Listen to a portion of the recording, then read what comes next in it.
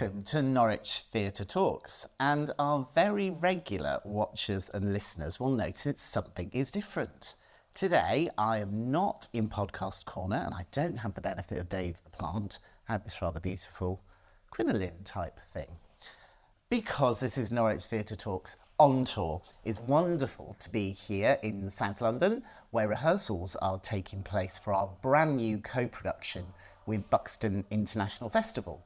The show is called The Land of Might Have Been, and it's a beautiful telling of some of the early life of Vera Brittain and those around her growing up in those halcyon days just before the First World War.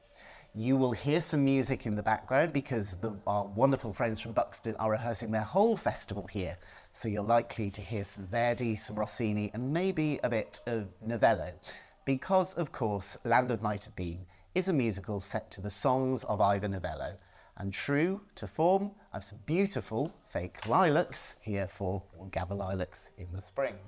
I'm delighted to welcome two amazing members of the company, Audrey Brisson, who's playing Vera, and Iain, Farrington, composer and arranger. Welcome to Norwich Theatre Talks on tour. Thank you for having us. I usually, when we do these in our playhouse, have a huge plant right here, and today I've got a pink nightie. I mean... Make of that what you will. Now, let's start by talking a little bit about the show itself. And we know, and audiences will know, that it's based on the early life of Vera Brittain, the character you play, Audrey. Mm-hmm. I think when people think of Vera Brittain, they probably think author of Testament of Youth, pacifist, campaigner for equality, but kind of all of those titles were given to her much later in her life, weren't they, or perhaps after she died? Absolutely. Tell us a bit about the Vera that you play in the show. Well, so the story of the musical, of the piece, is really some sort of an explanation of why she became the pacifist that we know her as. Vera was very, very close to her brother, Edward, and his friends. They had a little group. She was a very, very, very clever, intellectual, passionate, strong, independent woman who had her thoughts, her beliefs, and her tight unit with these boys. And with the war, all of that was dismantled, and everyone around her. I don't want to spoil things, but, you know. so I think the Vera that I am playing in the piece is this young 20-year-old woman full of hopes, full of dreams, of frustrations with the world in which she is, and aspirations for what a woman should be. Yeah. So a very early feminist in a way. Yes, so she hadn't quite settled yet on her strong political beliefs. Yeah. Actually, if anything, especially in real life, at the very beginning of the First World War, she was pro-war. She thought that it was something that needed to be done and everything. Yeah. Because she hadn't experienced the pain and loss. Yeah. But, so it wasn't personal yet. And Vera is very much the central character, but I know, talking to Michael Williams, the writer, this is a kind of quartet piece, isn't it? I mean, I was going to say, for me, this is quartet. Quartet. I don't think it's centered around Vera. Maybe I'm wrong. No. For me, it's very much as Kimberly Sykes, the director, said at one point, it's very much about the two love stories. Yes. Yeah, and just tell us a little bit, because obviously you have the Vera and Edward characters who we know existed, and we know quite a lot about them. Yes. But then the other characters we know a little bit less about. Tell us a bit about that process that the four of you with Kim have worked on to kind of create that world that they exist. Well, Roden Leighton was also a real person. He was a friend of Edward and eventually became her lover / fiance. Yep. So we know a little bit more about him as well. His mother was a feminist. He was extremely intellectual. He was clever with words. He was passionate about words, as was Vera, which is why I think they fell in love. And I think in her writings and in the letters, you do notice, well, she mentions how they connected intellectually, and it's later down the line that she actually realized that she was also emotionally and physically attracted to him. That came later. So I love that it was this intellectual connection. So wrote poetry, of course. Yes, exactly. So they understood each other in their use of words. Something we've lost now, haven't we? Yeah. It's like I love you. Yes, it's the day of the emoji. Absolutely. But you read the letters they wrote to each other, and it was just so beautiful. Absolutely. And then Bobbie, who's the fourth cavalier in our story, is actually a combination of two men. So Victor, who was a friend from pre-war, who was a good friend of Edward, and Geoffrey, who was later down the line during the war, who was also a very, very good friend of Edward, and actually very close to Vera. Post Roland's death, they wrote a lot to each other. For reasons bigger than myself, these two characters were amalgamated, is that the word? Into fantastic Bobbie. Absolutely. So they still had material of these two people to create, but I think on the one hand it also allowed people in the room, Michael and Kit, who plays Bobbie, to define or play a bit more, and they were a bit more daring. Because that's right. I think that the story of Edward, his love story is in real life perhaps a little bit more hidden and protected. I think muted. Absolutely implied almost. Exactly. And I think that Michael was very, very willing to just dive and go there. Yeah, exactly. Absolutely. And I think it's fascinating. Like I was saying earlier, is those two love stories and how Vera Brittain. So Vera and Roland, I am talking so much, I'm sorry. Vera and Roland had a love story that was technically allowed and yet so protected by the chaperoning rules in that time. And then you have Edward and Bobbie, who have this relationship which is not even taboo. That's right. Illegal. But and yet within that illegality, because they were two men, they had more freedom to just be together without. Right. So it's kind of those juxtaposition. And that sort of love denied theme is really prevalent, isn't it? Yes. Both in the same-sex relationship that we see and in the heterosexual relationship. Yes. So back to the notion of quartet. I actually think that the piece is a quintet, and the character you don't see on stage but you hear so beautifully in advancing the story is Ivor Novello himself. And there are all kinds of synergies, aren't there, with his own story, being a gay man who was never able to come out, but had a long-term partner, very similar to the characters we see. Absolutely, Yes. But critical to this project, and when Michael Williams, the writer, and I first talked about it, were the songs. Yes. And actually dipping into this massive canon. Yeah. Where do you start with that? Well, I guess you start with the hits. And Novello had hits from a very early age, and you can start, and that's one of the great links with this show is that his first big hit was at the outbreak of the First World War, with the song "Keep the Home Fires Burning." Yes. And he was very young when he wrote it, and it was a surprise hit. And in a way, it was tapping into the jingoistic patriotism of the time, that great fervour of positivity about we're going to go and show those Germans what they deserve and all that sort of stuff. And obviously we've got that in there, but in a slightly unusual way, let's say, within the show. And then he had a remarkable career as an actor, as a playwright, as a stage actor, a film actor, and obviously as a writer of songs for musicals, right until his death in 1951. So it was a longish career, although not a very long life, because he was still in his 50s when he died.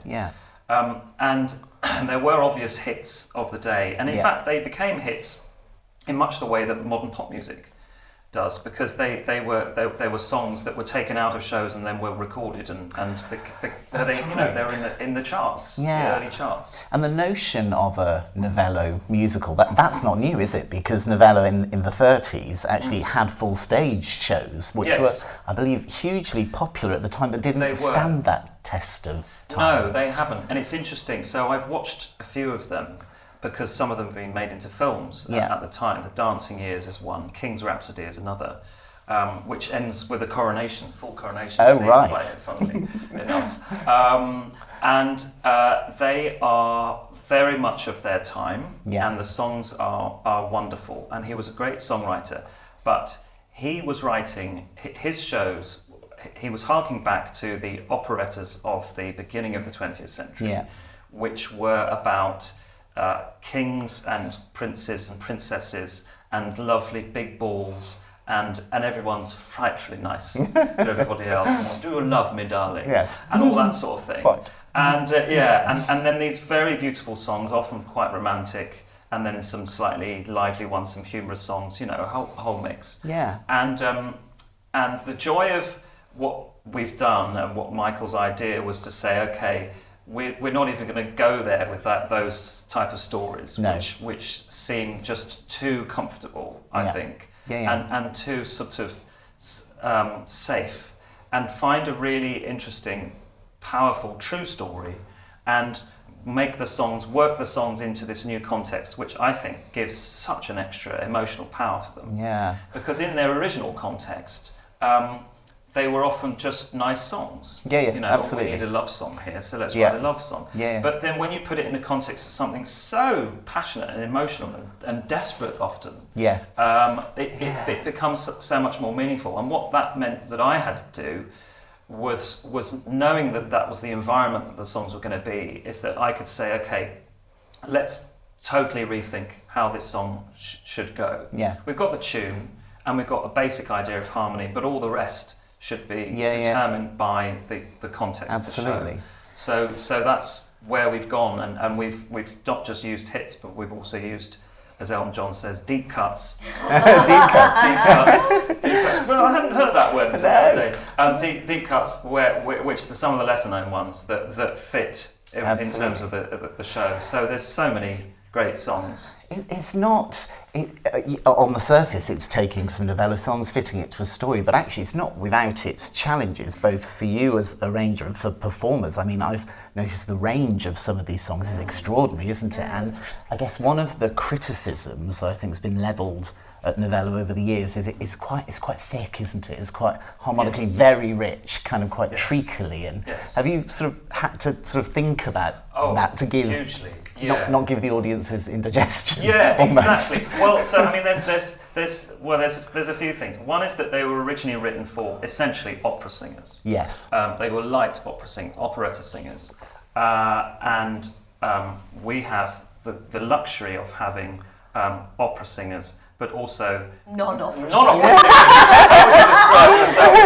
Musical theatre singing actors? I don't know.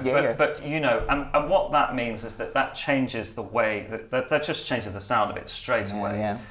We've got an orchestra, but it's not a full-size symphony orchestra, which he had. So he had an opera-size orchestra of about 40, 50 players. And the style of that period, when you listen to the original recordings, because that's another luxury that we have, particularly with everything being online, is that you can listen to the original recordings, and they, as you say, they were often very swoopy, very thick, very luxurious. And I think what we wanted to do, and what we've done, is we've gone for something much more, not in all cases, but in a lot of instances, the songs are much more intimate. They're much more personal. The harmony is much less it's not as sweet. Okay. I've reharmonized, and sometimes they're much more in a sort of modern musical theatre genre, rather than an old Viennese 19th century style, if you like. Absolutely. Now, Audrey, did you know any of the Novello songs when you came to this project? Absolutely not. And to my shame, I mean, people in the room go, oh yeah, is this famous song? Nope, absolutely not. I knew there was a theatre that was named Novello, and then I didn't even know about the awards. Like, I'm ashamed to admit this. I knew absolutely nothing about Ivor Novello. And I was asked to self-tape for this project, and I sang 2 songs, and I asked a wonderful friend of mine who's an MD to play for me, and once we stopped the tape, we spent 15 minutes just talking about the beauty of the music, which had already been arranged by you. So that's probably why.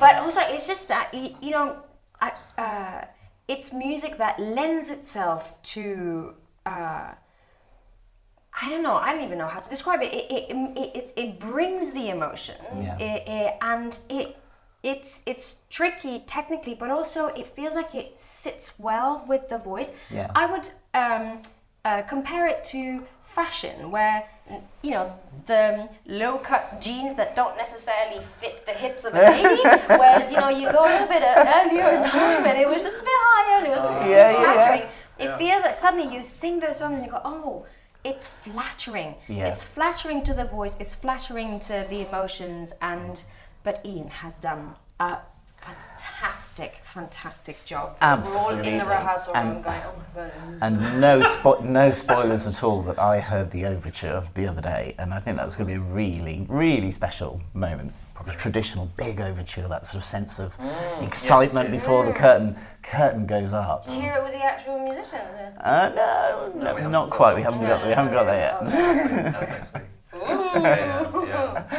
Now, just to you guys a little bit as well. Iain, you've been quite busy recently, haven't you? I spotted him on TV. Can we touch on that? Because we feel very, very lucky to have you. You got another commission fairly recently.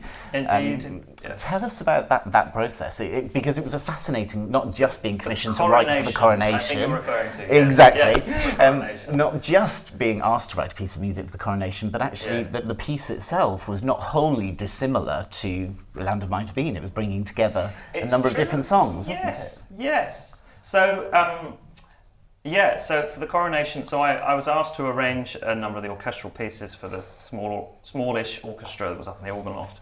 And then I got asked to write an organ piece that was to do with the Commonwealth, and the fact that because the monarch is the head of the Commonwealth, they needed a piece that represented that in some way. So they asked me to write a shortish piece, about 5.5, 6 minutes, that would quote lots of tunes from around the world and all these different Commonwealth countries. So I spent a month researching lots of traditional tunes, and I asked people. The Canadian one was Eyes Abide. Eyes Abide. That's jolly. Which a Canadian friend of mine had recommended. Yeah. Along with a whole. So I researched. I got a great long list of tunes. Got recommendations. Got a recommendation from Michael for South African tunes as well. Of course. And then I worked out the sort of piece I wanted to write and put them all together and reworked them and put them into this sort of slightly jazz idiom, which is how I write. Yeah. And there it was. And it was played before the service on the organ, and we got front seats. You did in the Abbey, absolutely, which was amazing. Absolutely, So it was a joy. Front row. What an incredible experience. Now we've touched on Canada, and I wanted to just mention, Audrey, something people might not know, but that you were part of Cirque du Soleil for quite some time, weren't you? Tell us, starting out in the circus and here playing Vera Brittain. No, what happened? Some people run away to join the circus. I know, I ran away from the circus. Yes, I mean, I was very young, way back when. So Cirque du Soleil is as old as I am. There you go, that gives you a clue.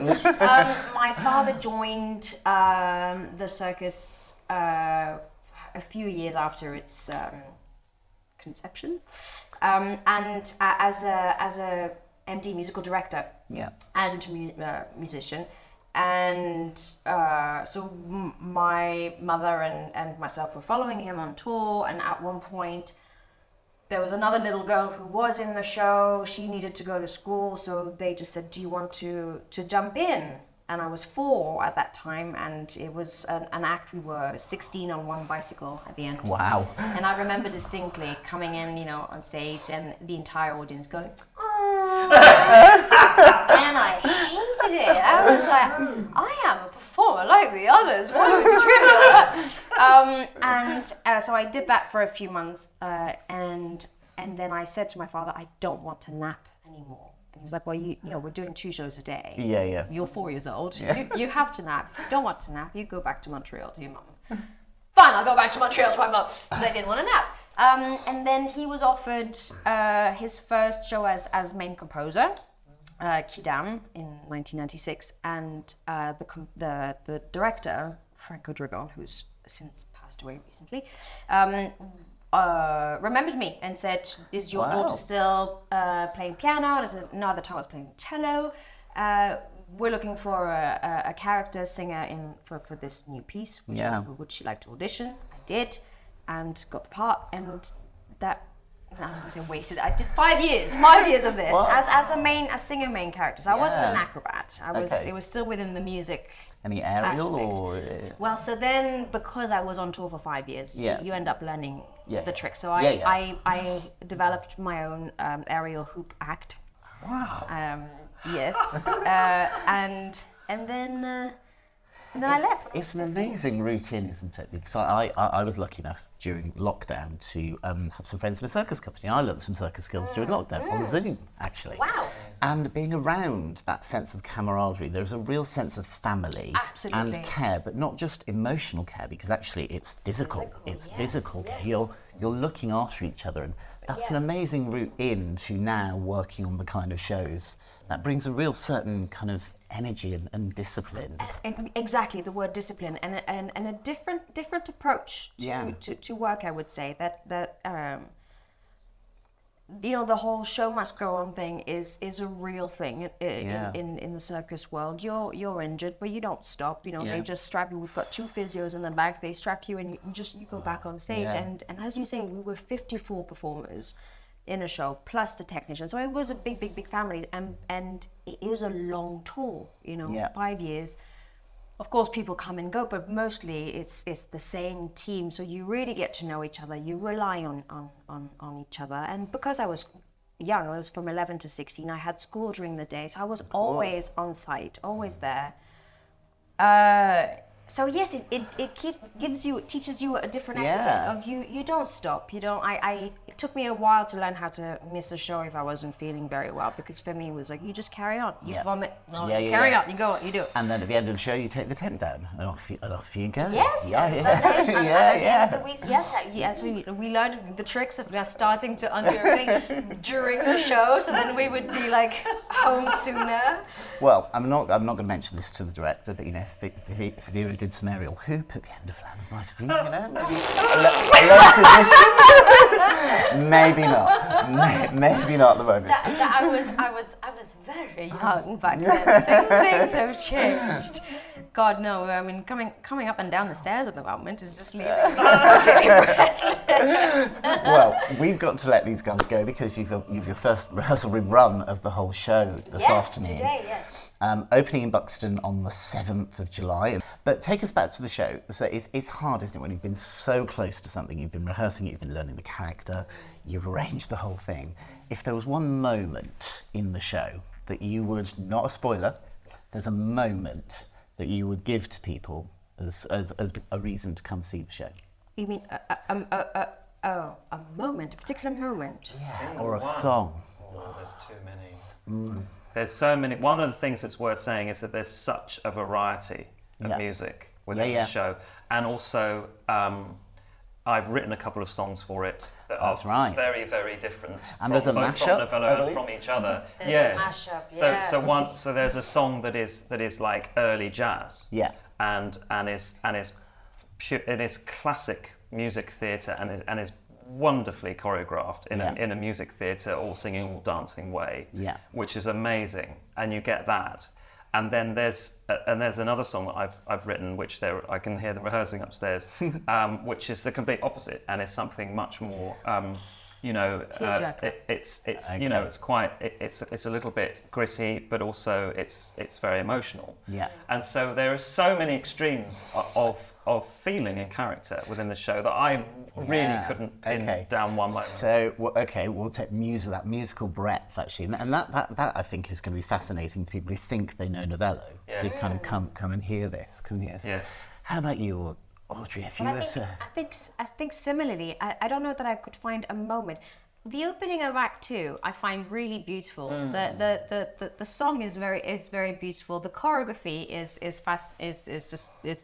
stunning. I'm not in it, so that's why I speak.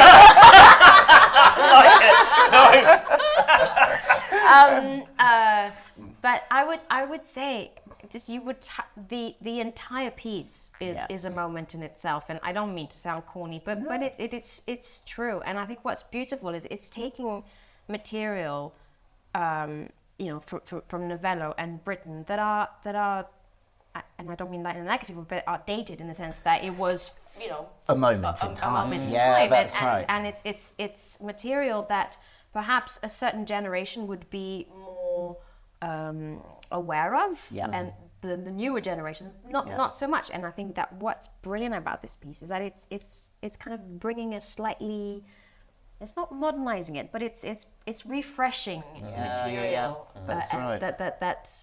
That is not necessarily accessible That's at the right. moment, and I think that is And great. making it relevant. Making it That's relevant. Thank you very much. absolutely Yes. it. Well, we need to let you get back, but Audrey Brisson, Iain Farrington, thank you so much for joining me on Norwich Theatre Talks on tour. And good luck for the show and the last of the rehearsals. We can't wait to see it. Thank you very much. And you should bring this with you next time. Replace the plant. Absolutely, yes. Thank you, guys. Thank you. Cheers.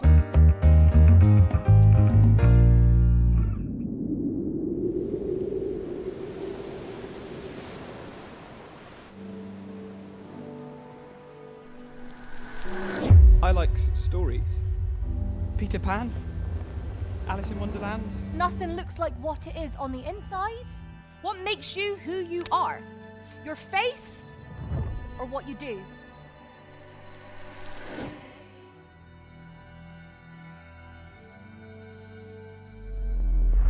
There's things what lurk out there. Can you be brave? This, it isn't pretend, it is real. All of it was dreamed into existence. Go away! Give me my boy! No, you stay out, stay out! Will anything ever be like it was before?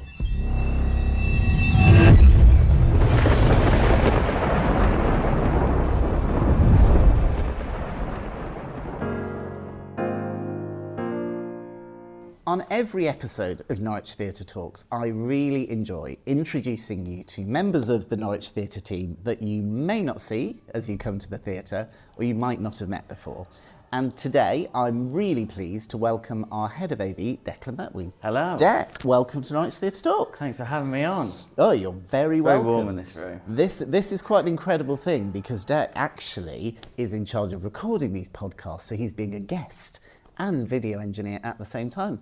That's pretty cool. Yeah, it's quite stressful. Shall I play with this microphone to really kind of freak you out? Yeah, it's not, without control. Exactly. No longer in control. Just itching to get the Yeah. other side of the camera. Tell us a bit about your role, Dec, because in traditional theatre making, you have sound, you have lighting, you have stage engineering, and now, over recent years, there's been a lot more digital AV coming into theatre, hasn't there? Yeah, it's kind of really making a shape on the scene at the moment. It's been about for a while in terms of festivals and conferencing, but making its way into theatre with Charlie and the Chocolate Factory, that was the most recent one. Yeah. It's just becoming bigger and bigger. Yeah. And I suppose it's something so broad that can cover so many ranges, but it all boils down to entertainment. Yeah, We're both entertainers. Yeah. In true forms, because we're entertaining people in one way or another. Yeah. They're coming to be entertained, and AV is a part of helping that happen. And it's kind of incredible what it can bring to a show, in addition to kind of live performance and the kind of traditional technical skills, because we had a first go, didn't we, of bringing digital elements into pantomime this year just gone. Yeah. Tell us about how you worked and how we integrated some of that stuff. And so we had projection, didn't we? And we had some of our LED screens.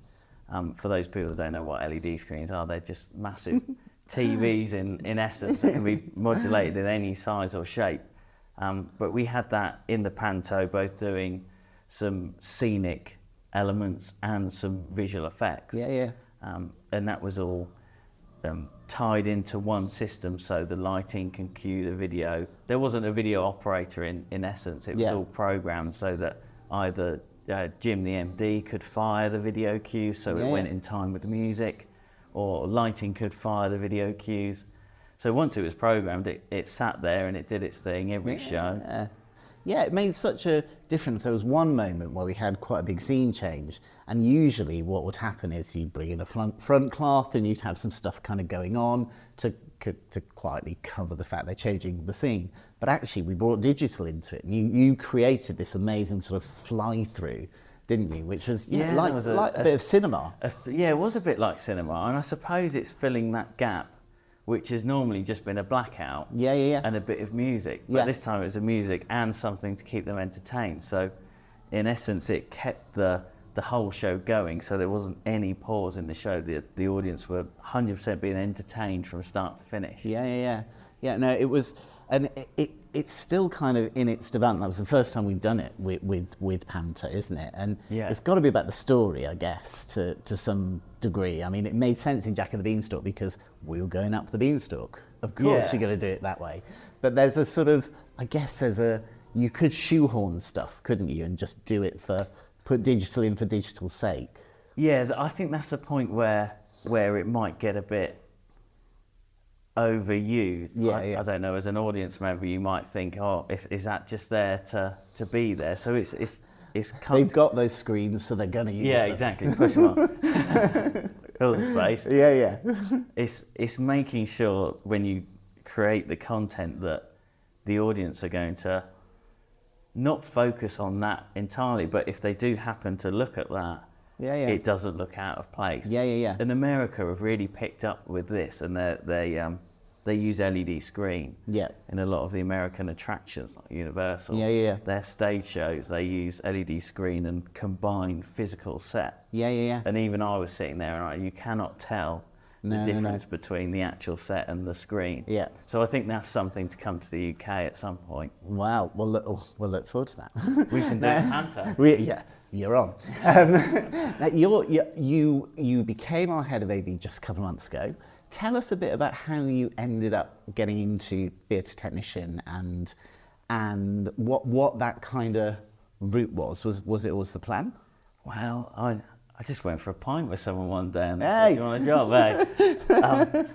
I started, as we all do, in amateur dramatics. I suppose one time I always wanted to be on the stage, but failed. But still time. There is still time. So I think that amateur dramatics aspect really helped. And I think when I was younger, I used to do discos and things like that. And I've come back from holiday and, fixate myself on a certain light that was hanging up in the holiday club. I'd really want one of them. So it started from that to doing discos to then helping with Amdram. And from there on, I got a job with some local sound and lighting companies, doing odd bits here and there. Did work experience at the theatre many years ago, and then started working for a production company called ETS, which I ended up being a director of, which was brilliant. Amazing. And then, that grew from there. Came to Norwich Theatre. I often think, and we've got a few shows at the moment, haven't we, which you're heavily involved in. We'll talk about this one in a minute that's been rehearsed. But the High Performance podcast, there is so much digital content in that show. Yeah. And I kind of, you sit as a producer of a show and you sit and watch all the different parts going on, you see the performers, and you can kind of predict what the performers are going to do, you can kind of predict other things. You've got all this technology and it's so complex, and I often look over in that corner and it's kind of something happens and it's like all eyes on you. Yes. That must be quite intense. Yeah, I think You're like a kind of diagnosis guy all the time, yeah, aren't you? it's when we first opened High Performance, and I'll be open and honest, I've never ever been that nervous for a show, but I think it was because of the high amount of video. There's over 4,000 individual cues in that show. Yeah. That all go together to make one show. And it's just the stress of that one cue out of those thousands to be wrong would just ruin everything. Yeah. So you constantly double question yourself whether, was that right? Was that Yeah. right? Is this going to work? Yeah. And you're a bit helpless really during it, Yeah, or just if something like we all get that wheel of doom, don't we, on our laptops at times. Well, if that wheel of doom comes, Yeah. then that's Deck's wheel That's of the doom end. in that moment. But surely, as we all know, it's just about turning it off and back on again, isn't it? Clearly. 9 times out of 10, turn it off and on works. So let's talk a little bit about Land of Might Have Been, because this is a big project for Norwich Theatre. You've been part of the creative team as sound designer.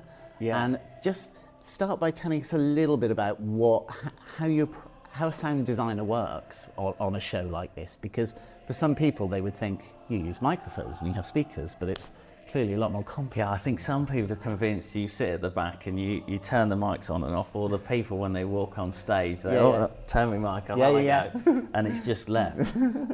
But essentially the sound design is everything that audience member hears. Yeah. And that's such an integral part, alongside lighting and set to make the story. Yeah. And it's a way of portraying emotion. Yeah. It's not just one set level and it's on throughout. It's the levels to create, the levels of volume, for an example, to create the emotion throughout the piece and help portray the story. Yeah. And I often think people come into a theatre and they sort of see bits of theatre kit kind of around lights and speakers and stuff, but probably don't realise the kind of intricacy of how you place all of that stuff. Yeah, so it goes from, you start off with the show itself, what you think it will require. So you go from what speakers to use, what microphones to use, what headsets, or how you're doing your mic placement, the amplifiers, the schematic drawings of the sound system, where it's coming from on the desk file, and then you get down to the sound effects and then the programming of it. And the natural acoustics of the space that you're in as well. Every space is different. It's a massive spider's web of something that on the surface, well, if no one notices, you've done a good job. That's the thing I like to say. If nobody notices the sound, that's a good one. And this show in particular, it struck me when we started off that we've got some singers in this cast who've trained operatically, so won't be accustomed to using amplified sound or microphones, some that have come through musical theatre, and we've a live 16-piece orchestra in the pit. It's no a small challenge. We'll see how it goes next week. It goes into tech, but it's an interesting, I don't know, scenario to be a part of. It's quite new. I don't know anyone who's done it before. No, it's bringing together those different disciplines. Which are very different, aren't they? Absolutely. So it's all about, it will all be about the mic placement and the mixing. And Stan, our sound number one, is going to do a great job on it. Absolutely. Of mixing the show. Fantastic. Great. Deck, thank you very much for joining us. Thanks for having me. We wish you all the luck and good stuff for Land of Might Have Been. It's going to be amazing. And if you don't notice the sound, Deck's done a good job. Or I haven't done it. If you can't hear it, that is also an issue. Thank you very much. Thank you, Deck. Thank Cheers. you. Well, thank you for joining us once again. It's been fantastic to bring Norwich Theatre Talks on tour. And I hope you've been able to have a lovely listen to our brilliant background accompaniment as well. If you listen very carefully, you can hear some Ivor Novello going on at the moment. This has been all about Land of Might Have Been. It's a huge and really exciting undertaking for us as Norwich Theatre as part of our ambition to originate and co-originate new work for our stages. If you haven't booked tickets already, I would highly recommend the show to you. It opens at the Buxton International Festival on the 7th of July and then in Norwich on Tuesday the 25th of July. I look forward to seeing you there and thank you for joining us. See you next time.